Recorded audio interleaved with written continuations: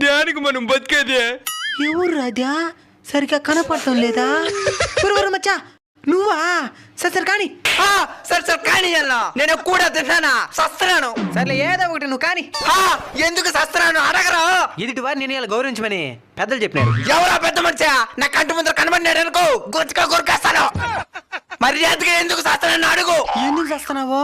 South Africa ఓడిపోయింది. అంటే బెట్టింగా? ఈడెవుడ్రా? నీకేమైందిరా? ఆఫ్ఘనిస్తాన్ గెలిచిపోయింది.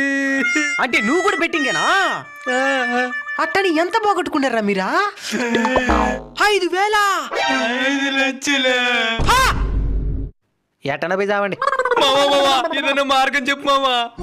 నేనేంది చెప్పేది? రజనీకాంత్ గారు ఎప్పుడో చెప్పినారు, కష్టపడింది ఏది రాదు, కష్టపడకుండా వచ్చింది ఎన్నటికీ నిలవదు. కాబట్టి ఆ బెట్టింగ్ జోలికి పాపకండి.